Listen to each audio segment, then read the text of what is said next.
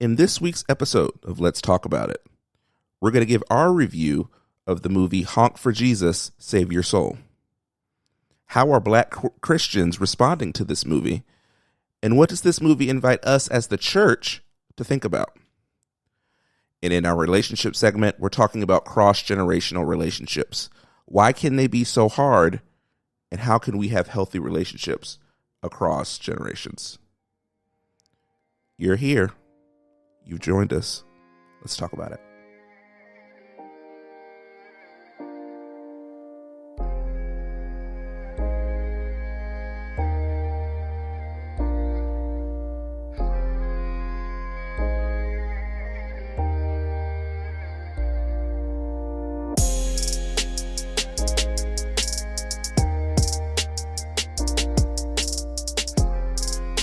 Well, hello there. Yo. It's that time again. Another episode of Let's Talk About It. My name is Malcolm Morgan. And I'm Micah Morgan. That's it? That's all you want to say?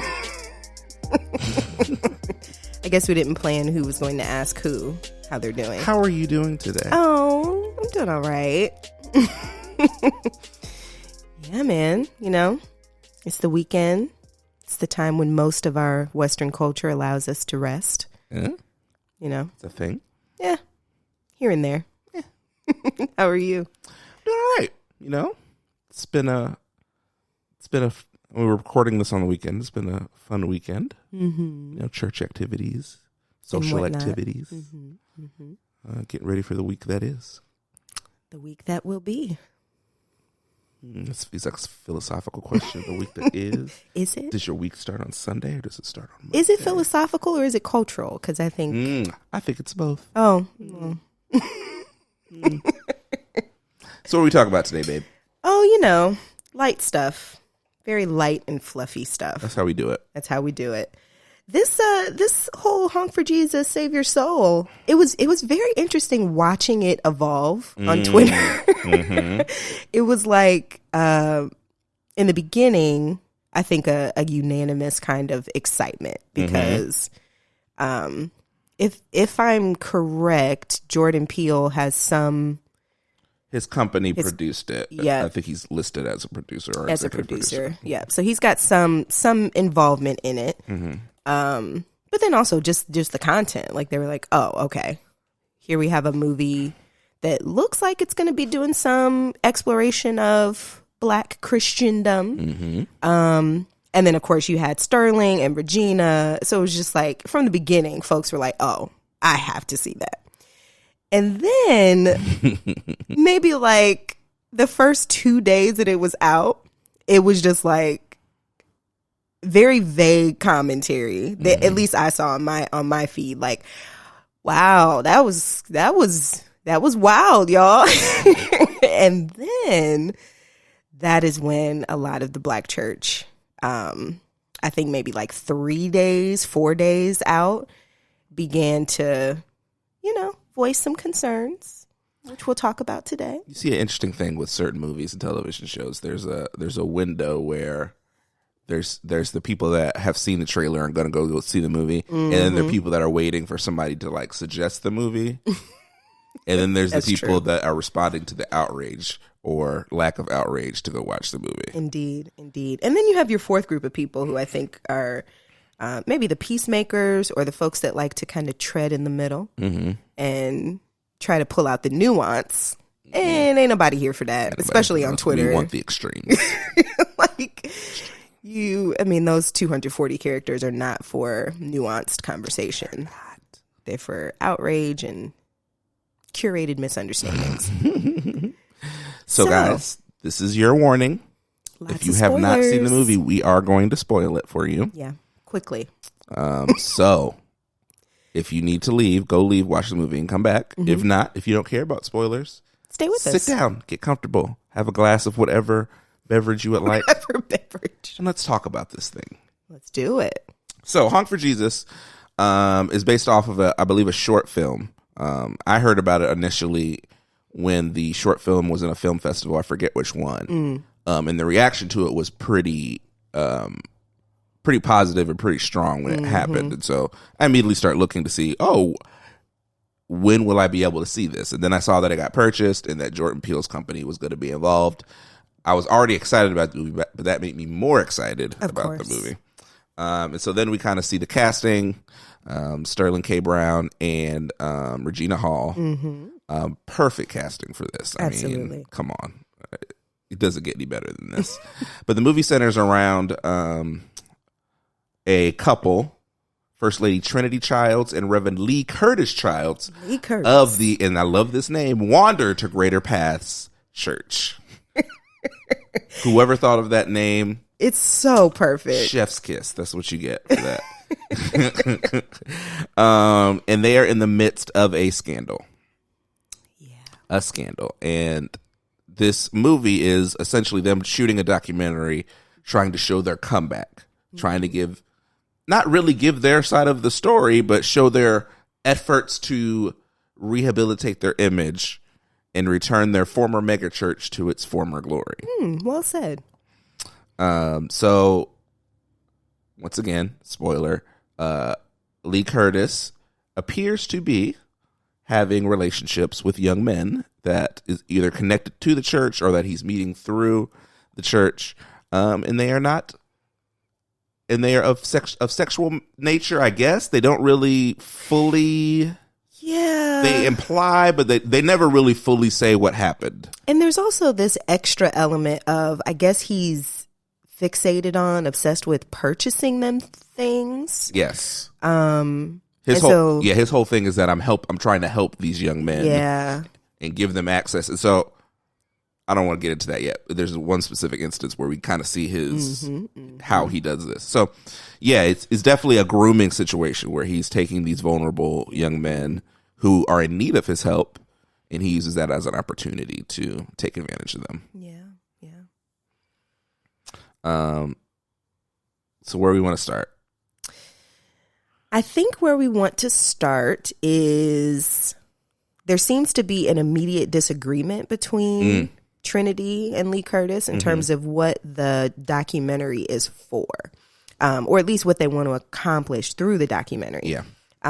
So it very much seems like Lee Curtis really wants this to be his come back to glory opportunity for hopefully folks to, I guess, see the documentary and come back to Wander to Greater Paths to see him. He is very vocal about folks coming to see him.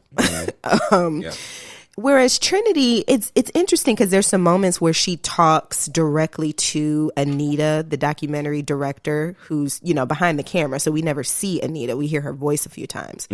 But First Lady Trinity talks directly to Anita and tries to level set with her a few times. Can we talk about what we trying to do here? And it's very interesting because you can tell that she's taking a very strategic, kind of thoughtful, even what's the phrase I'm trying to think of?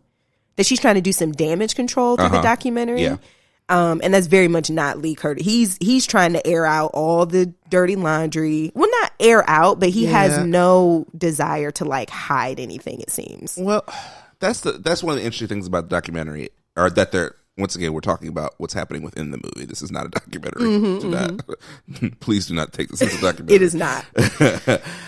Is that they really have a hard time. So you can tell that they have not dealt with the emotional baggage and blowback from everything that has happened. So you're watching them deal with this in real time. And that's a good point. Whereas in a regular situation, you'll be doing this behind closed doors. You can do it privately. They're trying to have private moments in front of cameras. And they just aren't fully understanding that's once the documentary crew is here, this is what we're here to do. Yeah. So you saying cut means nothing. And that was so funny, the way that it's very interesting because there's two layers of an experience happening in this movie, right? So you can tell that the script writers of the movie itself, Honk for Jesus, they're playing with the Childs, First Lady and Pastor Reverend Childs, their very obvious disagreement on healthy boundaries Yeah. and when things should be private and when they shouldn't. So it's very interesting to see how the script writers of the movie itself are playing with that. Yeah. And then you can see within the movie, Anita just has no like Absolutely not. no compassion for the fact that Trinity and Lee Curtis are still trying to learn that within their relationship after this huge scandal. And there are moments where Trinity is like, we need to cut. And Anita's just like, Okay. Sorry to hear that. Sorry to hear that. Sorry to this man. Sorry to this man. So it's very interesting, those two layers Yeah. that are happening at the same time. Yeah, absolutely. I think that's one of the arguments that they have. I think early on, like they are at the breakfast table and kind of get ready for the day, and she's like, "Are you sure that this is what we need to do?" He's all about this is our comeback. This is how we get back to get it all back. We're gonna get everything back that we lost. She's like, "I don't think that you really understand how unready we are for this." Mm-hmm. But Trinity did. Yeah, Trinity very much did, and I just think it was masterful the way that there was some humor at the breakfast table in the beginning, which I think we needed so that we could be eased into really the emotional intensity of the movie that developed from beginning to end. But even with that humor of, Lee Curtis, aka Sterling, being so oblivious to the risks of having this documentary team, you could see Trinity really first trying to say it to him, like, are you sure? And then as soon as he made it apparent that he wasn't going to try to actually have a thoughtful conversation about it, you could see Trinity pull back emotionally and withdraw, which is totally understandable considering the trauma for her of this whole situation. Yeah. I think one of the things that has made the movie uncomfortable for a lot of people is that it really does play on that tension. I mean, every scene you could feel the tension of the moment and in the tension between them because they're not in sync they're constantly, it's funny, they keep telling each other we agree on this while they're disagreeing about something. Oh my, can we talk about the baptism? Yes, because that's a primary example. That's exactly what I'm talking about. So Reverend Childs proceeds to, I guess, I don't want to say the word stage, but he has this service for himself, First Lady Trinity, and the Devout Five. Yeah, they're five members who have stayed throughout this scandal. And by stayed, I mean they showed up for the service because they haven't been having church. That's a good point. They have not been having service. And during this staged service, Reverend Childs decides to disrobe, start stripping, and prepare himself for baptism. I guess in front of everybody. So he walks up to the baptism pool, and First Lady Trinity, proceeds to baptize him, and of course lingers a little bit as she has him under the water. I think there's a little bit of angst there. Great tension there. A little bit of great tension there. And so when he rises out of the water, both of them, I guess, had agreed that they would pray and then say amen at the same time. But Reverend Childs says, did he say amen? He says amen and she says amen. No, yeah, see, he says amen because that's what all the Instagram preachers do. And Trinity says amen. So this, again, is this very prime example of how the use of humor kind of coats over gently the tension of them being totally on different pages. And they talk about it, and they're like, she's like, no, we agreed to this. Like, no, we got to say it like this. And then she just kind of looks at him and says, we agree on this. We agree. No, you do not. And then they do it again and still both say what they. And so then they're like, we're just gonna cut. Can we just take that over again? And once again, Anita does not stop the cameras. Like, sure, you can declare as many times as you want that you want to cut, but that's not what kind of style this is. No. Yeah, so just all of that to say, I think the screenwriter and directors just did a really good job of using those humorous moments to show that emotionally, Reverend Lee Curtis and First Lady Trinity are not on the same page. They are not processing this the same way. Yeah. I think another interesting dynamic is to look at the Sumters. Pastors, because they're both pastors. Pastors. Interesting that they kept bringing that up constantly in the conversation. But Pastor Sakura Sumter and Pastor Keon Sumter What was the name of their church? Do you remember? I think it was Heaven's Gate. Heaven's House. Heaven's House. Yep. Heaven's House. So they're kind of this up and coming church that was a prime place for all of the Wander to Greater Paths members to go when the scandal happened and they shut down the church. Yep. And so you kind of see them becoming kind of the up and coming ministry in the area. All those members are coming there, but it's this really interesting dynamic of, it brings to light that clearly you look at Lee Curtis and Trinity, there's a clear pastor first lady hierarchy there.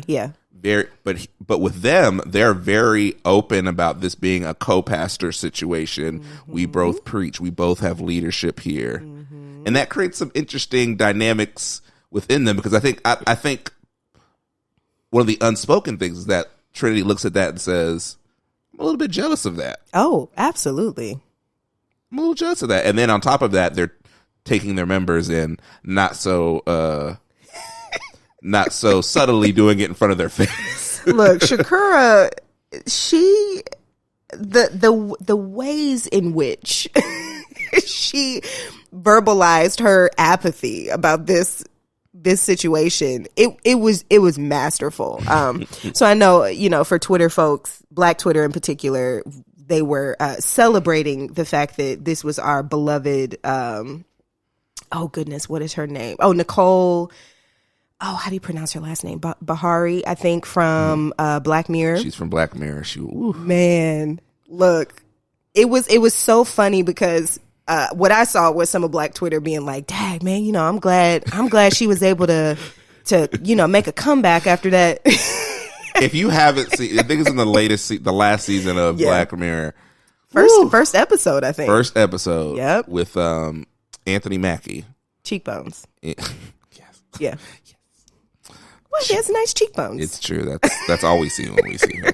That's all we see. Yeah. So that was funny. Just the unanimous support of her from how she got Black dogged folks out on Black Mirror, and now she has a church and a new husband. So anyway, it's very interesting to see between her and Keon.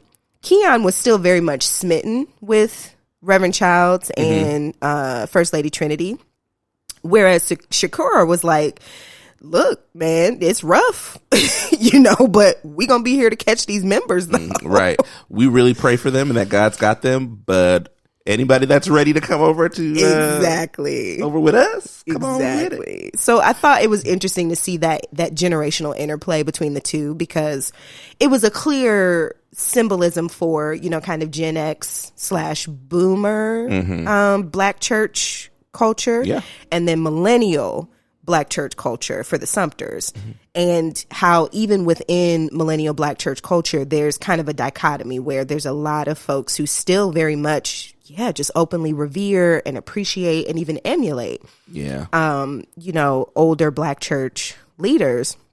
But then there is another subset within the millennial Black church culture that's kind of like, hey, we're confident in our gifting and we're moving forward with some unique ideas, and we appreciate you, but we're not going to necessarily worship you. Yeah.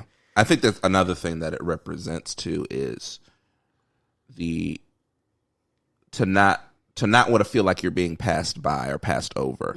Like Lee Curtis is really in this mind frame of, I'm going to get everything back. We're going to get it back to what it was before. I'm going to get this moment back. And the Sumters are, the flavor of the month. They're the hot pastors. Yeah. People are gravitating toward them. They're young. They model a different kind of ministry where women have more, we don't know the inner workings of the church, but more authority and more I think they're agency. Making it obvious that it's egalitarian. Yeah. And so I think for Lee Curtis, he just doesn't, he doesn't want to believe that his time may have passed. On top of leave the moral stuff out of it, he doesn't want to be seen as, the moment has passed me. But I think to skip to something that happens later in the movie, when one of his accusers confronts him in the street, he says, we're all good without you. We don't need you anymore. Oof. This city doesn't need you anymore. We're done with you. Yeah, Khalil did not pull any punches, which I just want to make it plain. I don't think he should have pulled any punches, because I think what the movie was hinting at was that he was one of the victims of Reverend Childs. And so seeing him confront Reverend Childs and just have this very understandable and earned assertiveness and even aggression, like just to come and face Reverend Childs and be able to say, you know, we don't need you. Like you think we do, but this city has been fine without you. Yeah. And it was sad to see how still emotionally disengaged Reverend Childs was, because he, of course, responds instead of with, you know, a repentant silence, which would have been appropriate. He starts patronizing Khalil and basically saying like, well, you know, I tried to save you, but you were beyond my saving. And Khalil very, you know, fervently said, F you. And it's really just this moment of, once again, seeing that Reverend Childs just has not fully processed exactly what he did. Yeah. Which is what I wanted to talk about, another moment where he's in his office alone with Anita and the crew. And you see him kind of justifying out loud elements of the scandal. And one of the things he says was, you know, I think I'm not a criminal, but that I just love too much. Yeah.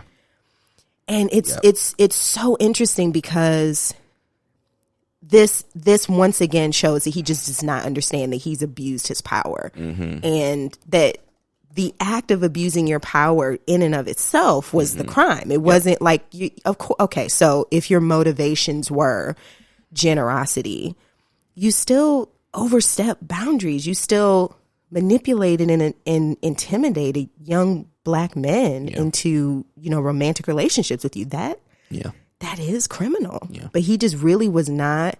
He wasn't getting it. Yeah, I think you could see very, very clearly that I struggle to call what we watched a plan, but he had a real rehabilitation plan, but he did not have a restoration plan. Like to really confront what he did, take ownership, take responsibility, and make the steps to be a better person. Yeah. His goal, his primary and sole goal, was to restore what he lost and get back to where he was. Yeah. And so the whole movie, you just see him trying to put on the show, thinking that he can cover up for all the wrong that he's done and all the work that he has refused to do on the inside. And you see Trinity wrestling with that more than he is, even like really trying to like get to the core of what's wrong. But he is solely focused on, I need to fix my image so we can get back to where we want to be. Yeah. And I think that is indicative of a lot of the ways that we as Christians and as people can look at these problems thinking, how can I fix my image? Not what do I need to fix that's broken within me. And I mean, I do appreciate you saying that just as people, we do that, right? Like when we do something wrong, the vulnerability that it takes to say, I have harmed somebody, and not only do I need to make it right with them, but it may be appropriate for me to step back from spaces of influence while I do that. Yeah, that's hard. Yeah, and that doesn't excuse the fact that he refused to do it, but I'm just acknowledging that like it takes a lot of emotional maturity to do that. And I think one of the things the movie pointed out was that Reverend Childs did not have that emotional maturity. No, it's rough. No. I think the other scene I wanted to talk about, and I alluded to it earlier, was the scene. It appears that this is kind of in an off moment for the documentary. I think one of the interesting things the show does is you have a hard time telling what is the documentary and what is the movie. And so there's this kind of moment where it seems like everything is kind of wrapping up for the day. He's in the gym with one of the sound guys, and he starts having this conversation with him. And you, at first, you're kind of like, okay, but then it really starts to become uncomfortable because he takes off he's in a suit jacket and pants and dress shoes, and they're in a gym. So he takes off the suit jacket and starts shooting baskets. And he starts asking him about being in sound and how much he enjoys his job. And then, I work with, once we get the church back, I'd love to get you working here and doing all this. Do stuff for the church, and I know all the big producers. I can get you connected. And the guy kind of is like, it's kind of like he's taken aback, like, oh, you're really You're doing this right now. You're doing this right now? Yep. And so you can already see kind of his pattern for how he is grooming and ingratiating himself to these young men, offering them something that he feels like they will want. Mm-hmm. And you start to see how it can be really easy as a person in power to use that power. Yeah. But use it in a way that you can justify it in your mind as, oh, I'm giving them something. They're going to be better for being connected to me. Man. So for me, what I want to celebrate is that, who I forgot to look up who wrote this script, but this was just a very, I don't want to say this. My hope is that when people saw that scene, that they saw what was being offered to us, because for the rest of the movie, like outside of that moment, you could very well speculate about, okay, did Reverend Childs really? And there were even, there was a moment in the movie too where they had some snippets from a radio show where people were calling in and being like, I don't believe anything, about what happened. Reverend Childs is good. So there's a tension in the rest of the movie that raises questions about how legitimate the claims were. But then you have this moment in the gym where the scriptwriter really pulls focus and just lets the moment linger. And you really see these grooming behaviors that, like you said, they can seem innocent, but you see the ways that Reverend Childs is shifting the power dynamic and intimidating and it's an adult man, right? But he's in a position of power because he's the pastor, assumedly paying the documentary to do this, the crew. So he's in a position of power. And so this crew member was now in a position where he had to assert himself against a prominent, religious leader who was paying his paycheck, right? So there's all of these nuances that I think the scriptwriter really let breathe in that moment. Yeah. So let's pivot a little bit.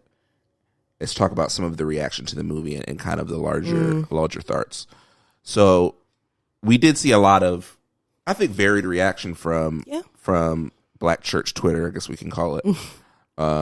So what do you think were some of the reasons that Black Church Twitter may have responded negatively to this movie? Oh, man. The thing that I cannot ever forget to acknowledge is the fact that the Black church has historically been the safe haven for Black folks in America and continues to be in a lot of ways. And so that's the first thing that I really want to hold on to as I'm kind of seeing the varied reactions to the movie. And I think that's important because if we remember that, then we have a better chance of understanding the outrage and the discomfort with the movie. Because essentially what it feels like for a lot of folks, I think, is that the movie was beating up on a saving grace for us historically. The Black church was crucial. It was birthed out of chattel slavery. African slaves were not permitted to worship in the spaces that their slave masters worshiped in. And so they had to create a faith of their own that was built on this idea that God is on the side of the oppressors. And that was the birth of the Black church. The Black church got us through the civil rights movement. Like this is a gem, right, that the Black community holds. And so to see the way that the movie just really unabashedly talked about this issue, of scandals in the Black church, it hurt. And so for me, that's one of the reasons that I want to kind of hold in my mind. That folks were really hurt about. But I also think on the other side of things, right, there have been a lot of Black folks who, grew up in the Black church. I also grew up in the Black church. And, folks have had some tough times. And for them, I think the movie felt validating.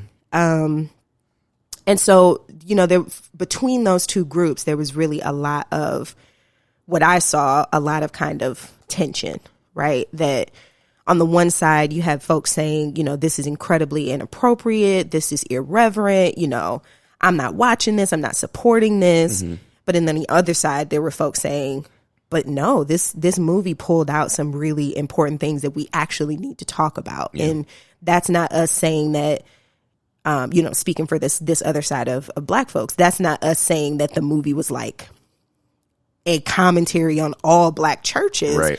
But it did pull out some things that have been familiar to a lot of folks. So can we at least talk about it? Yeah, I think that's to me that's some of the disappointing part of the discourse is that it either applies to all churches or we can't apply it to any. Exactly. And I think, you know, it's not about every church. Every church isn't like that. Every pastor isn't like that. I'm a living witness that every pastor and church is not like that. Absolutely not.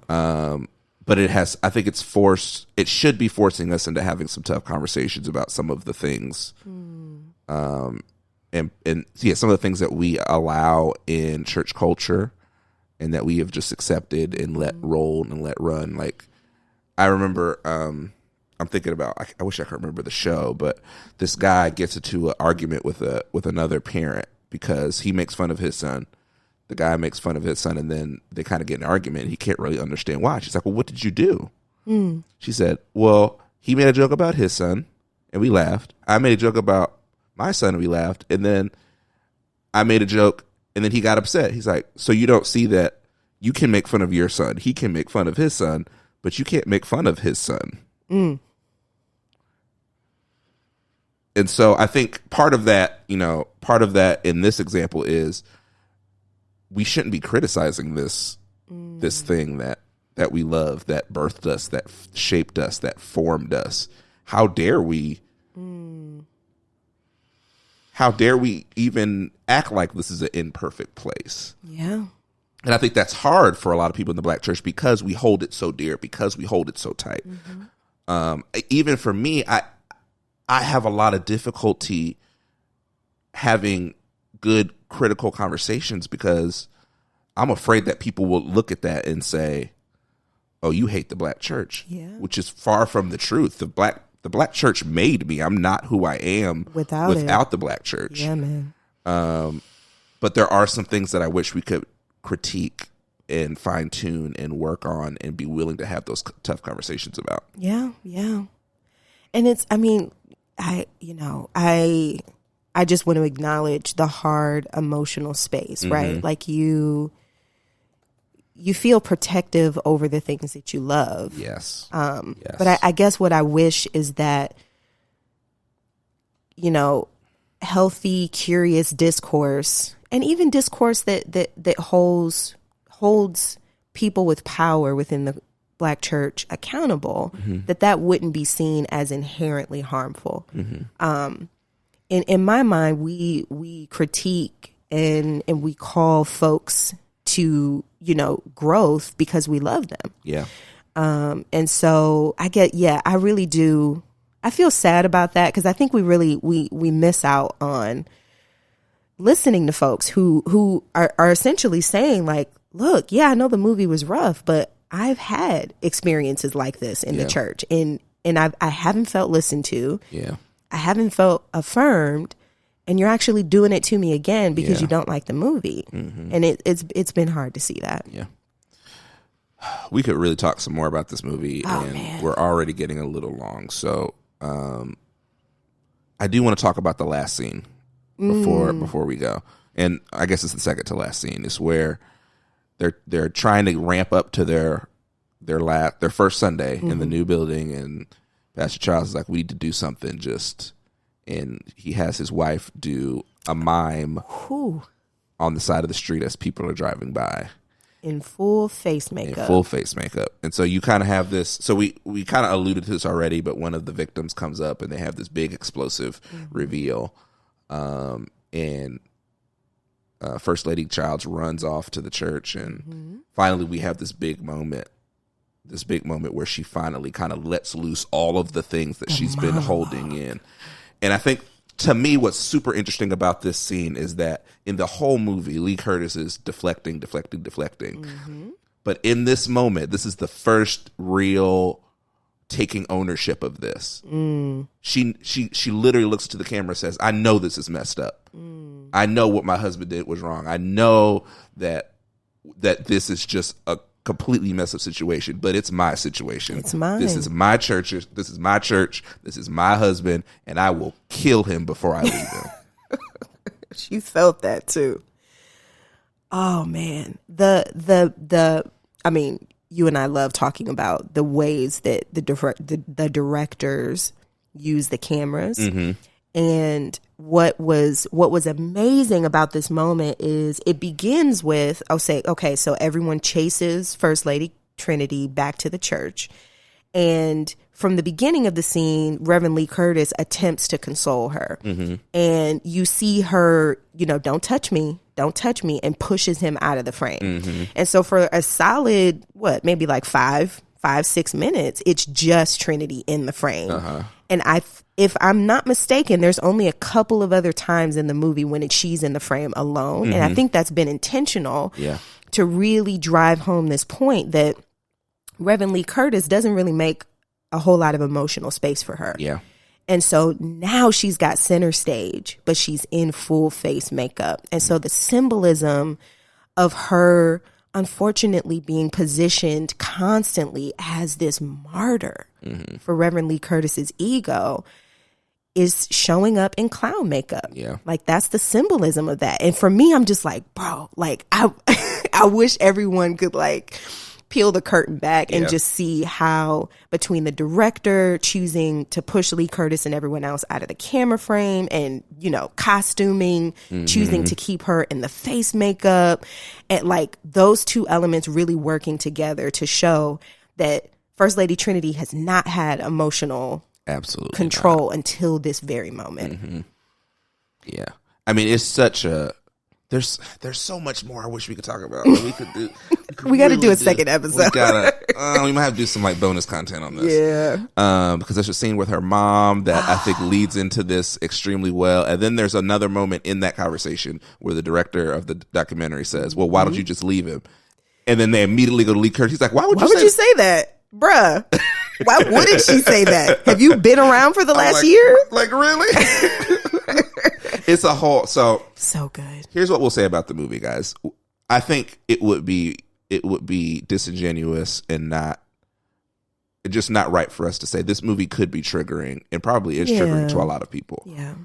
So maybe this movie is. I think this is maybe the first, maybe not the first movie, but I think we explicitly want to say this might not be the movie for you.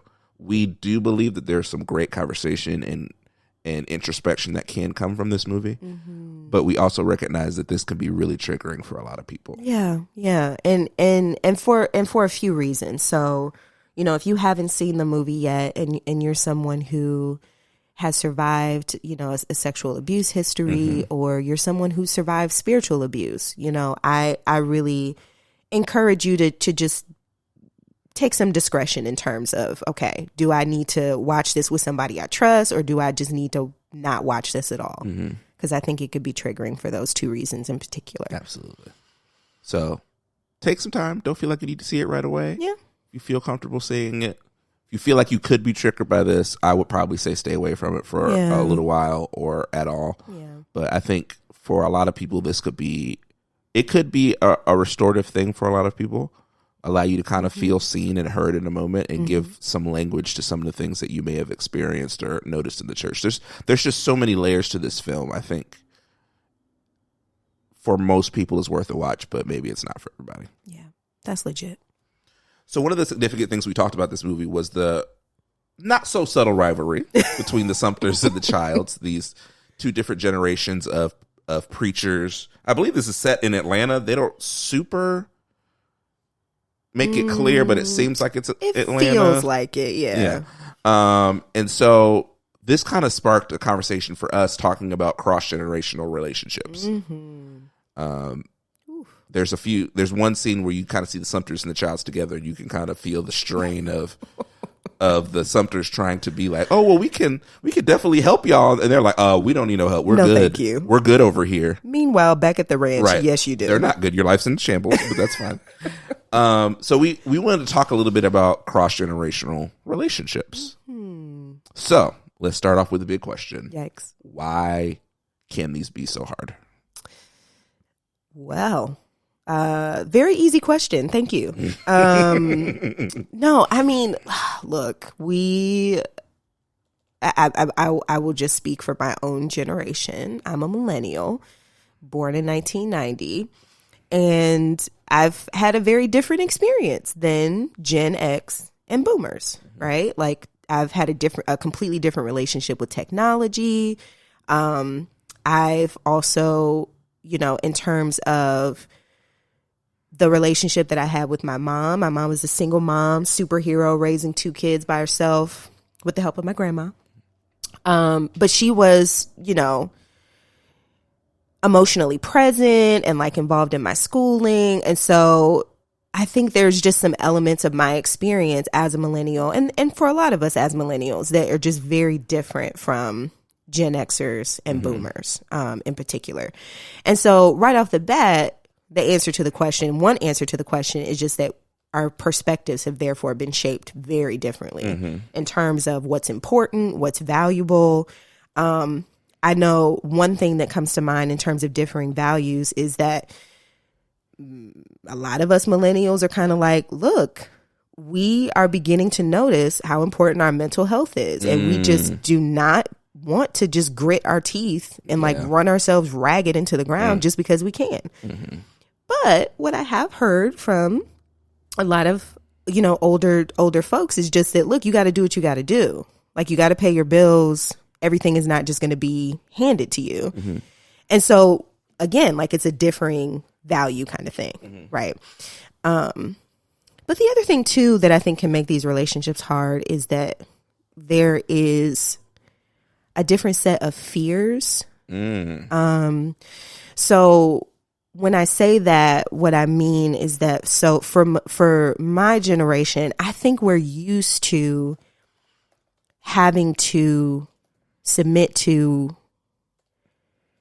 authority in a different way. And I'm having trouble like putting that to words.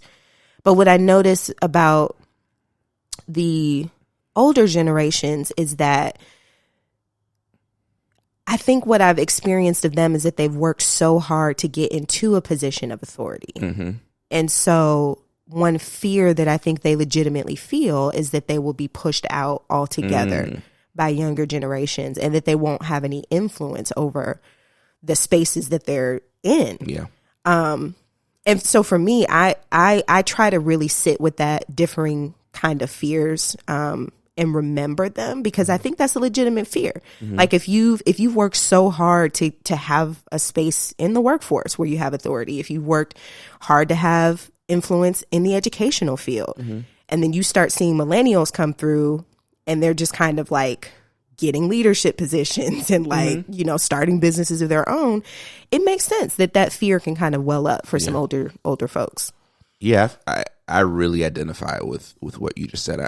I'm specifically reminded of a meeting I was in one time with some elders at a church that were basically wanted to have like a round table with youth and younger people and try to figure out better ways to communicate. And I am using veiled language because that's not exactly what they said, but it's that's not exactly the intent that they have, but that's what they said. Put it that way.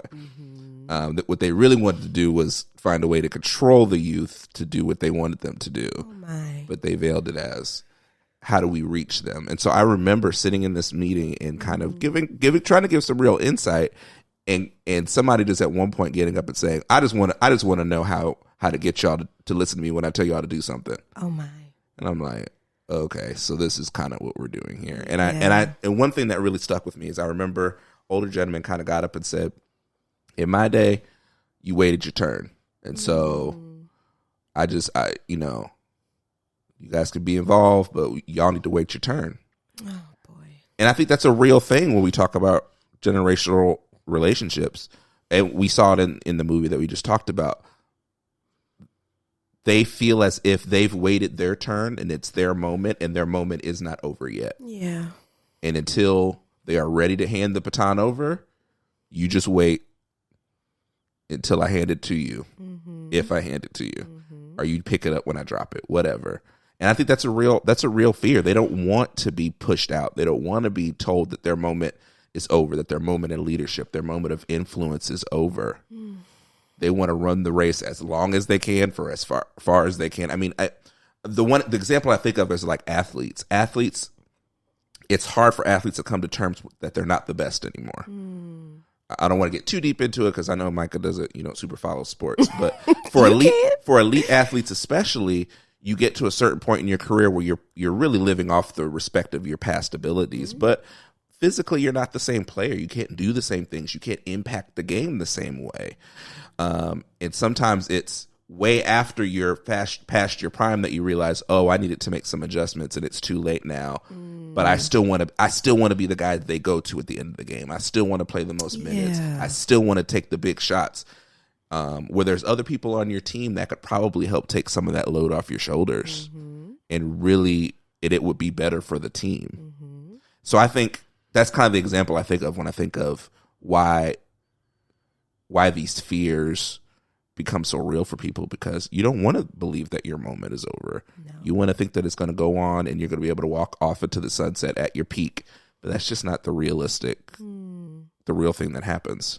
No, that makes a lot of sense to me, even with me not following sports very closely. There's another element I want to pull out, but I want to find a nuanced way to say it. So where I'll begin is one of the things for our generation that I think we can't overlook is that Gen X and boomers really did a lot to make sure that we have comforts that they just simply did not have. Right. So, luxuries of time, luxuries of resources, plainly speaking, without them, we wouldn't have it. Right.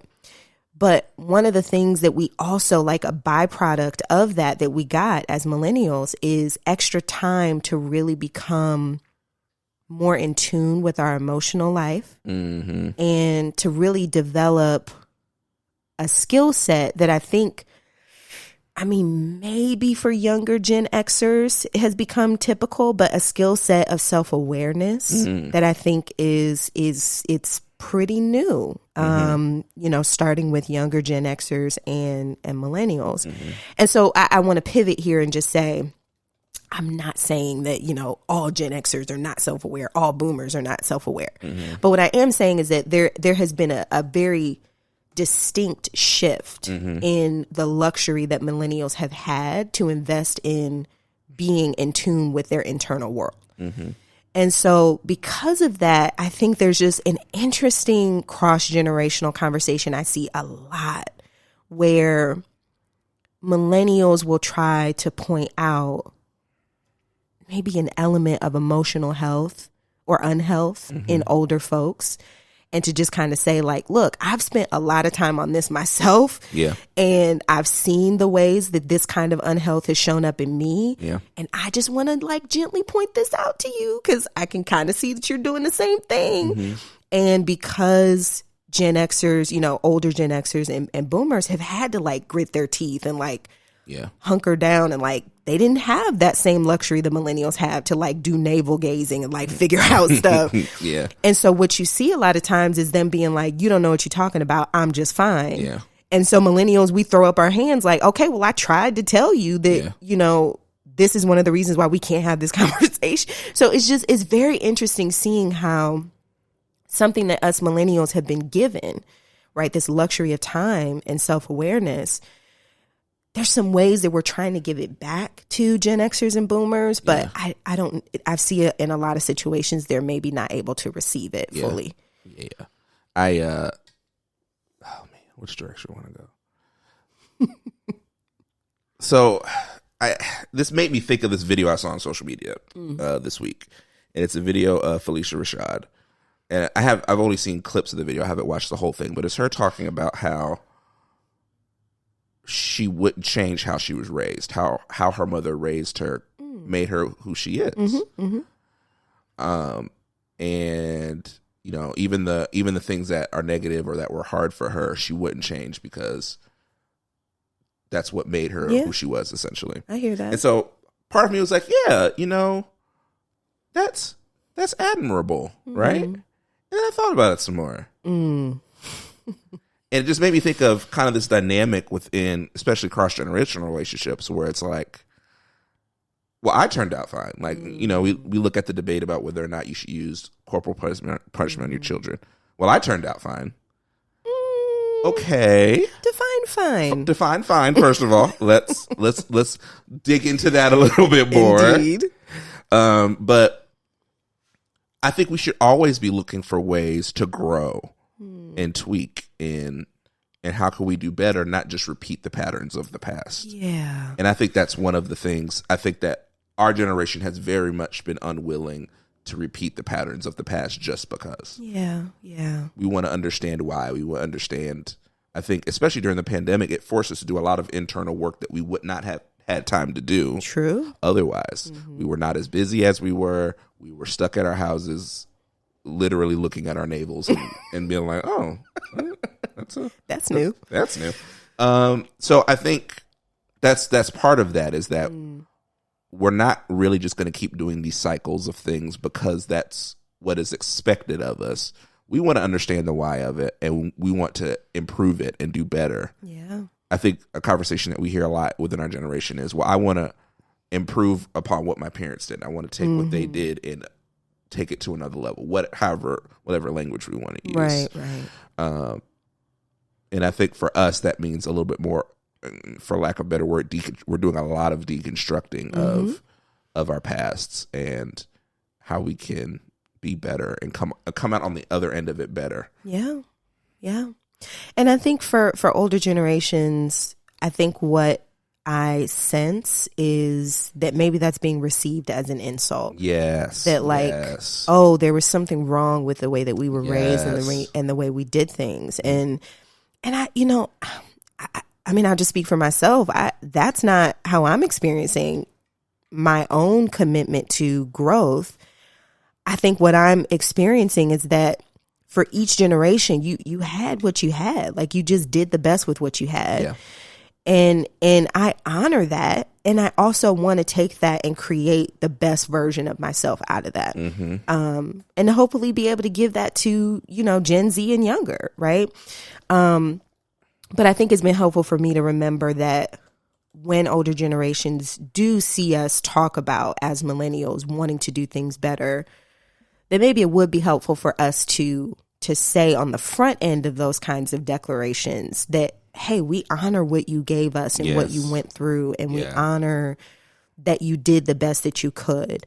And to say that first, just so that there could be a little bit of softening for that kind of emotional reaction for older generations. That's a really good point. That's a really good point. As we're having these conversations, I think we have to be willing to extend grace for that. I think the thing that came to my mind while you were talking were, as you learn better, you do better. Yeah. You know, that's the goal. I mean, we didn't have nearly the understanding of mental health. You know, ADHD, ADD, all of these depression, anxiety. None of these were common language. So, I mean, you know, I hate to jump all the way to the extreme, but people were just crazy. Like, oh, that's how they understood it. That's your crazy uncle. I don't know. And it was just kind of shrugged off, and you just got to deal with it. Yeah. And so now we have so much more language, and that is not the fault of the previous generation. No. It's not the fault of our parents and our grandparents. They had what they had, and they worked with what they worked with. And I think we do have to extend that grace to say that they were doing the best with what they had. Yeah. And I think that's a good pivot point to how do we have healthy cross-generational relationships. And I think that's, you bringing that up was right on point. I think the other thing that we have to look at is resisting the desire to hoard power in either generation. Oh, man. Yeah. I mean, there's so much. I mean, I think one of the things I'm thankful for the church that we go to and the staff that we have is that we have a pretty good cross-section of age ranges and backgrounds. And so there's so much that we can learn from each other. There's things that people say, things that people consider that help me to see the world differently and understand people differently, because we can get micro focused on our own issues or our own things that are important to us. But when we have that wealth of knowledge and wisdom from a cross section of generations, that really helps us be a better community for people. Yeah, very much. Which I think, to add a second element to that, what could be helpful to have these cross generational interactions, it's just humility on both sides, right? Like, which I think is a tangent to not hoarding power. But I think really what it has to do with is this acknowledgement that there's very little that we can do in our own power. Yeah. And it comes also with a curiosity about, okay, what am I missing? What is it that I don't know? What is it that I haven't experienced before on both sides? Yeah. Right. And so that curiosity and that acknowledgement that there is a lot that we can't do within our own power, I think opens up the conversation rather than creates barriers between us. Absolutely.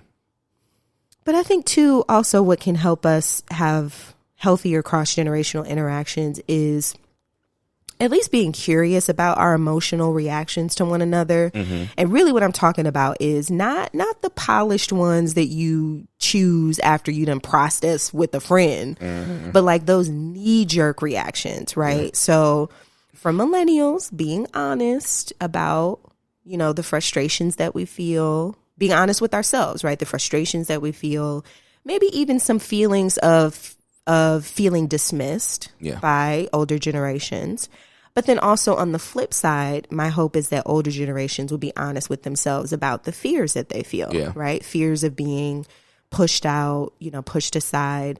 And then, of course, their frustrations, right? Not feeling listened to on their end, and wrestling with those emotional reactions as they are, rather than just kind of stuffing them and polishing over them to put on a front that this is not an emotional experience. Because it very much is.